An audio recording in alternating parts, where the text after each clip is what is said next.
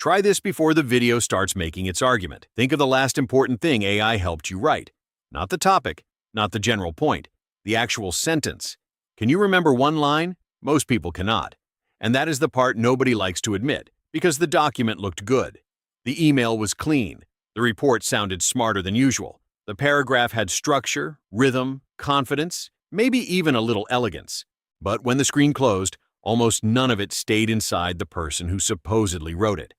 In one MIT study, people wrote essays in 3 different ways, with no help, with a search engine, and with ChatGPT. The AI group finished faster, much faster. Their output looked efficient. Their task performance improved.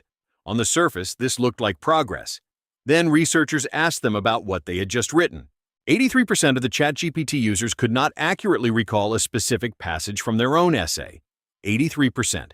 They had produced the words, but they had not possessed them, and that is the real fight in this video. Not AI versus humans, not technology versus tradition, not progress versus nostalgia. It is AI chatbots versus your own memory. And the dangerous part is that AI wins the first round so easily that you may not notice what it took from you until you need your mind without it. Grace is 29. She works in product marketing. She is not lazy. She is not stupid. She is the kind of person who has 12 browser tabs open, 3 meetings before lunch, and a private fear that everyone else is secretly moving faster than her. On Monday morning, she has to write a strategy memo. A year ago, this would have been annoying.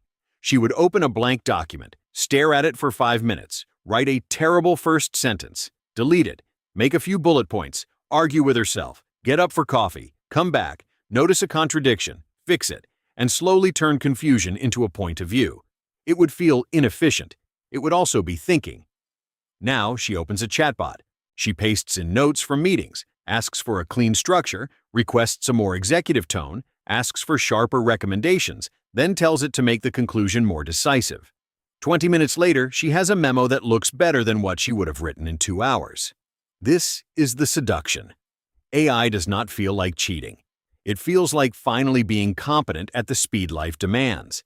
And for a while, Grace is rewarded for it. Her manager likes the memo. The language is polished. The structure is clear. The recommendation sounds confident. She leaves the meeting with the feeling every knowledge worker is chasing now, relief.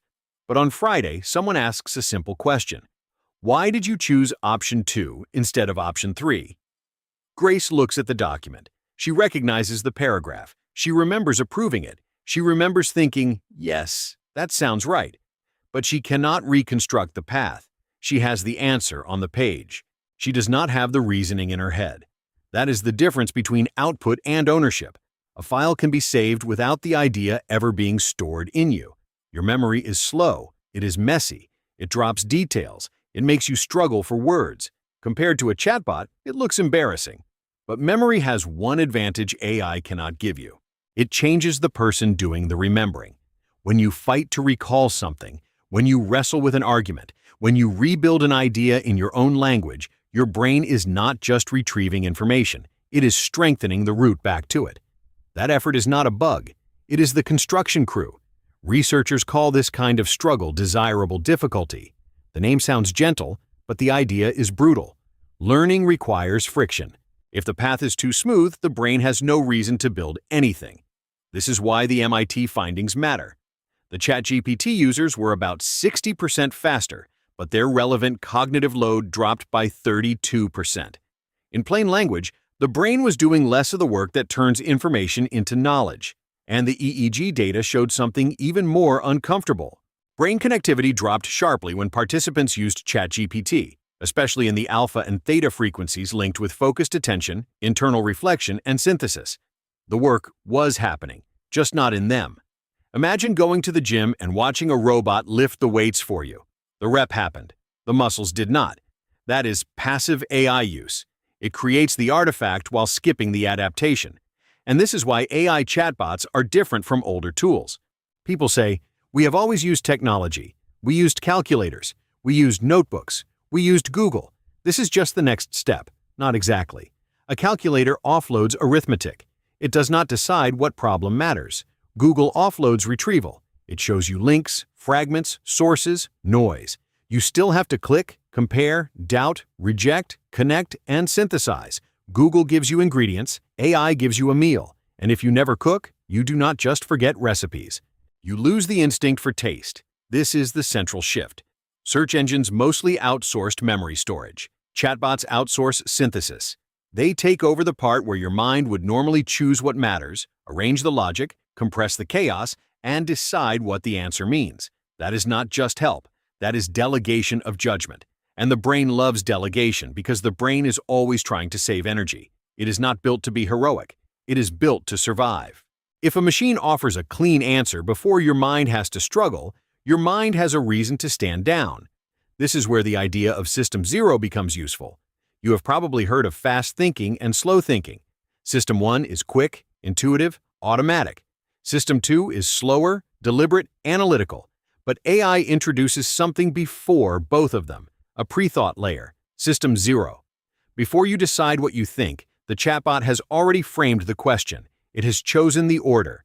It has selected the tone. It has made one path feel natural and another path feel unnecessary. The map arrives before the walk, and once the map is there, most people follow it. Not because they are weak, because fluency feels like truth. A chatbot rarely sounds confused. It rarely hesitates the way a human does when something is uncertain. It gives you sentences with posture. Even when the answer is incomplete, the language arrives wearing a suit. That polish creates a dangerous feeling. If it sounds coherent, maybe it is correct. If it sounds confident, maybe I do not need to check.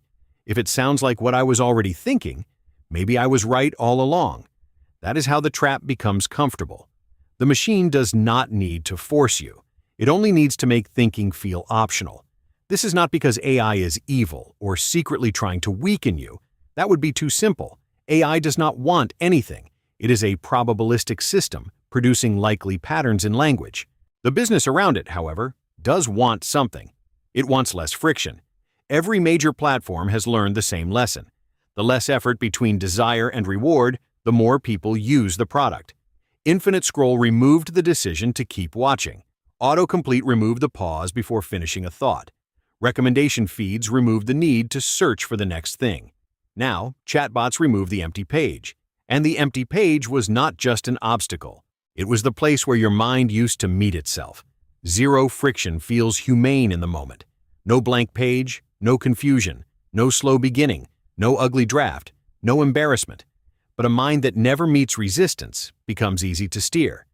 This is why Grace's problem does not look like a crisis at first. It looks like productivity. She is not failing, she is delivering more. Her calendar is full, her messages are answered, her documents are cleaner, and her manager has fewer edits. That is what makes the decline hard to see. The document can get stronger while the person gets weaker. After a few months, she starts using AI for smaller things, not just memos. Slack replies, apologies, meal planning, hard conversations, quick opinions. Should I push back on this? Is this a good idea? What should I say to my friend? What does this feeling mean? At first, this feels like support. Then, it becomes a reflex. Then, it becomes the first place her mind goes. That order matters. Using AI after you think is different from using AI instead of thinking. One makes the tool a mirror, the other makes it a replacement. The people describing this online often do not use academic language. They do not say cognitive offloading or metacognitive monitoring. They say things like, I feel like I cannot think without it anymore. I feel mentally lazy. I am losing my edge. I ask AI before I trust myself. That is not a formal diagnosis. But it is a recognizable feeling. The inner voice gets quieter because another voice is always available, and that second voice is faster, smoother, and more patient than your own. So your own voice starts to feel defective. This is how overconfidence and insecurity can grow at the same time. Grace produces better work, so she feels more capable. But when she has to explain the thinking without the tool, she feels exposed. That is borrowed competence. AI can make you feel smart before it makes you skilled. The same pattern shows up in automation bias. People tend to favor machine suggestions even when those suggestions are wrong. In one medical context, clinicians sometimes reverse their own correct judgment after automated advice pointed the other way. That example matters for one reason. If trained professionals can be nudged by confident machine output, Imagine what happens to a tired person at 11:47 p.m. who just wants the document to be done. The danger is not that you will believe every hallucination. The danger is that you will stop noticing when belief has become acceptance. And memory is the first casualty because memory is expensive. To remember something, you have to process it. You have to attach it to what you already know. You have to make it yours. That is why taking notes by hand can feel slower but stick better. That is why explaining an idea out loud reveals whether you actually understand it. That is why struggling to write a sentence can be more valuable than receiving a perfect one. A perfect sentence can pass through you without leaving a mark. A bad sentence you fix yourself becomes part of your mind. So, which one makes you dumber faster? Your own memory can fail you. It forgets names, dates, passwords, directions, and half the reason you walked into a room. It is not a flawless machine. But memory usually fails, honestly. It tells you, I do not have this yet. That discomfort is useful. It shows you where the gap is. AI can hide the gap. It gives you the finished answer before you feel the missing ability. It covers the hole so neatly that you can walk over it for months before the floor breaks. That is why passive chatbot use can make you dumber faster than your own imperfect memory. Not because AI is poison, not because memory is magical, but because memory makes your limits visible, and visibility is the beginning of growth. AI can make your limits invisible, and invisible limits do not get trained. The answer, though, is not to quit AI and pretend it does not exist. That is not serious. The tool is too powerful, too useful, and too deeply woven into work already. The better question is not, should you use AI? It is, when does AI enter the room? If it enters first, your mind becomes the assistant. If it enters second, AI can become the assistant. That is the rule Grace eventually has to learn. She starts with 5 minutes of friction. Before opening the chatbot, she writes the ugly version. 3 bullets, 1 messy thesis, 1 sentence she is not proud of. A rough answer to the question, what do I actually think? Only then does she bring in AI, not to write the memo for her, to challenge it, find the weakest assumption, show me the counterargument. What am I ignoring? Which part is vague? What would a skeptical executive ask? Now, the tool is not replacing the workout. It is adding resistance. This is the difference between passive delegation and active collaboration. Passive delegation says, do this for me. Active collaboration says, make me think harder than I would alone. One hollows you out, the other sharpens you. There are human capacities that AI can imitate in language but not actually possess: presence, empathy, opinion, creativity, hope. It can describe them. It can simulate the words around them, but the responsibility for having them is still yours. A chatbot can draft an apology. It cannot feel the cost of hurting someone. It can generate an opinion. It cannot risk being the person who holds it. It can produce a plan. It cannot become the kind of person who follows through when the plan gets uncomfortable.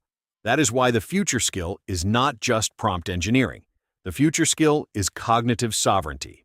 The ability to keep possession of your own thought while surrounded by machines that offer to think for you. So try the opening test again. Think of the last important thing AI helped you write. Can you remember a sentence? Can you explain why it was structured that way? Can you defend the recommendation without reopening the chat? Can you rebuild the idea in your own words? If the answer is no, that does not mean you are doomed. The brain is plastic. Skills come back when you use them. Attention can be rebuilt. Memory can be trained. The point is not panic. The point is friction. Small, deliberate friction. Write before you ask. Recall before you search. Decide before you outsource. Let the first draft be ugly enough to prove that it came from you. Because AI is not making everyone dumber in the same way. It is making some people faster. It is making some people sharper. And it is making some people dependent. The difference is the order of operations. If AI replaces the first act of thinking, your memory loses the fight. If AI challenges the thinking you already began, your memory gets stronger. Grace still uses the chatbot. But now, when someone asks why she chose option 2 instead of option 3, she does not look at the page first. She looks up. Because the answer is not only in the document anymore, it is in her.